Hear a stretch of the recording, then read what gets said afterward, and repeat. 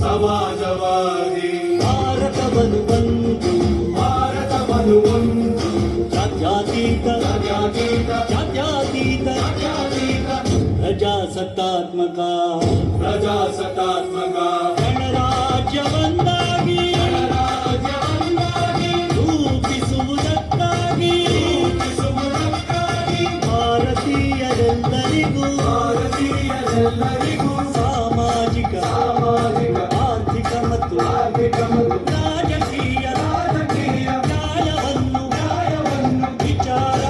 ಅಭಿವ್ಯಕ್ತಿ ನಂಬಿಕೆ ಧರ್ಮ ಮತ್ತು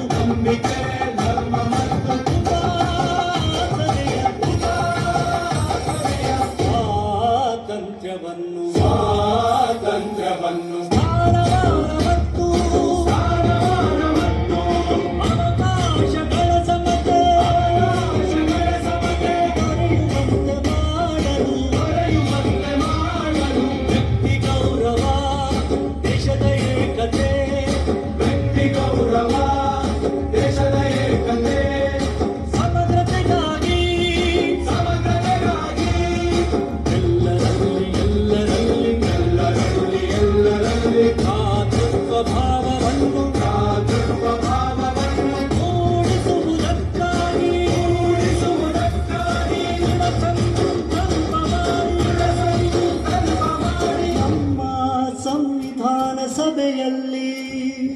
ನಮ್ಮ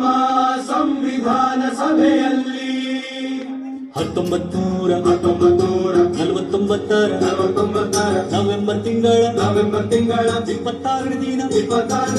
ಈ ಸಂವಿಧಾನವನ್ನು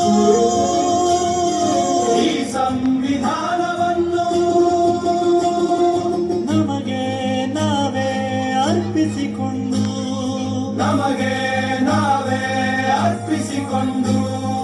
ಅಂಗೀಕರಿಸಿ ಶಾಸನವಾಗಿ ವಿಧಿಸಿಕೊಂಡಿದ್ದೇವೆ.